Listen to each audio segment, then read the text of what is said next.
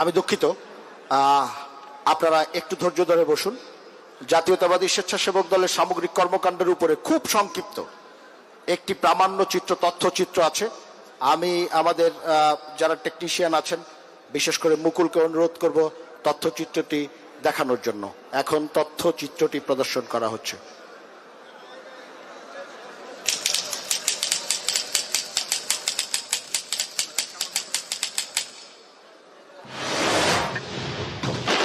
পরাধীনতার শৃঙ্খল ভেঙে নিজেদের অস্তিত্ব জানান দিতে চাওয়া একটি জাতি যখন নেতৃত্বহীনতায় দিশেহারা, ঠিক সেই সময় ব্যারাকে থাকা স্ত্রী সন্তানের জীবন বিপন্ন জেনেও কোর্ট মার্শালের রক্তচক্ষুকে উপেক্ষা করে এক অকুতভয় মেজর জিয়াউর রহমান ঘোষণা করলেন স্বাধীনতার স্বরলিপি।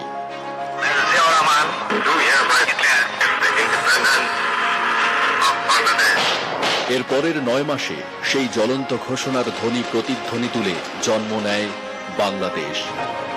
নতুন দেশের স্বাধীনতার সূর্যকে যখন গ্রাস করে নিচ্ছিল বাকশালী অপশক্তি, ঠিক তখন ইতিহাসের মহামঞ্চে আবারও সেই মহামানব মেজর জেনারেল জিয়াউর রহমান একটি স্বনির্ভর স্বদেশ গড়ে তুলতে প্রতিষ্ঠা করেন বাংলাদেশ জাতীয়তাবাদী দল বিএনপি।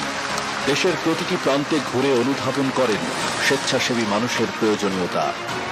আর তাই সেবার ব্রত নিয়ে 1980 সালের 19 আগস্ট প্রেসিডেন্ট জিয়াউর রহমান নিজ হাতে গড়ে তোলেন বাংলাদেশ জাতীয়তাবাদী স্বেচ্ছাসেবক দল। দেশি বিদেশি ষড়যন্ত্রে 1981 সালের 30 মে প্রেসিডেন্ট জিয়াউর রহমান শাহাদাত বরণের পর নানা চড়াই উতরাই পাড়ি দিয়েছে বাংলাদেশ জাতীয়তাবাদী স্বেচ্ছাসেবক দল।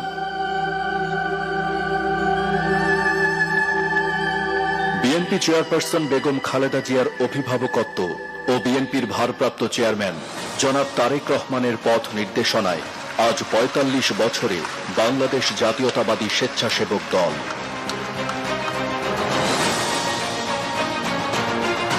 প্রতিষ্ঠার পর থেকে দেশের প্রতিটি দুর্যোগে, সংকটে, জাতির প্রয়োজনে জীবন বাজি রেখে মানুষের পাশে ছিল স্বেচ্ছাসেবক দল। আপনার খবর রেখেছে আপনার বাবা মা এর বাইরে আপনার রাজনৈতিক সহকর্মী ছাড়া আর কেউ খবর রেখেছে? আর একজন খবর রেখেছে তারেক রহমান, এছাড়া কেউ খবর রাখেনি। 5 তারিখের পরে নতুন নতুন আপনাদের যারা বন্ধু হতে এসেছে ওদেরকে যদি আশ্রয় দেন, ওদেরকে যদি আপনি সাথে নিয়ে ঘোরেন, ওরা আপনাকে ডুবিয়ে দিবে, ধ্বংস করে দিবে। তারেক রহমানের বক্তব্য পরিষ্কার, এখানে কোন ধরনের যোগদান হবে না। গণতন্ত্র প্রতিষ্ঠার আন্দোলন থেকে শুরু করে মানুষের ভোটের অধিকার নিশ্চিত করতে জনাব তারেক রহমান প্রণীত রাষ্ট্র সংস্কারের 31 দফা নিয়ে জনগণের দ্বারে দ্বারে পৌঁছে গেছে স্বেচ্ছাসেবক দল। প্রাকৃতিক দুর্যোগ, বন্যা, মহামারী, খাদ্য সংকট কিংবা শীতের প্রকোপ, যেখানেই বিপন্ন মানবিকতা সেখানে সবার আগে স্বেচ্ছাসেবক দল। রক্তদান, শহর পরিচ্ছন্নতা, খাল রক্ষা, শিশুদের যত্ন, কৃষকের প্রতি সম্মান, নারীর অধিকার নিশ্চিতকরণ, ভাগ্যাহত মানুষের পাশে থাকা আর বিচ্ছিন্ন জনগোষ্ঠীকে অধিকার সচেতন করার ব্রত নিয়ে এগিয়ে চলছে স্বেচ্ছাসেবক দল। দীর্ঘ 17 বছরের দমন কৌশল থেকে বাংলাদেশকে মুক্ত করতে সারা দেশ জুড়ে ফ্যাসিস্ট রেজিমের বুলেটবাহী নলের চোখে চোখ রেখে প্রথম সারিতে ছিলাম আমরা। আমার আবেগের জায়গা জিয়া পরিবার, আমার আবেগের জায়গা খালেদা জিয়া, আমার আবেগের জায়গা তারেক রহমান।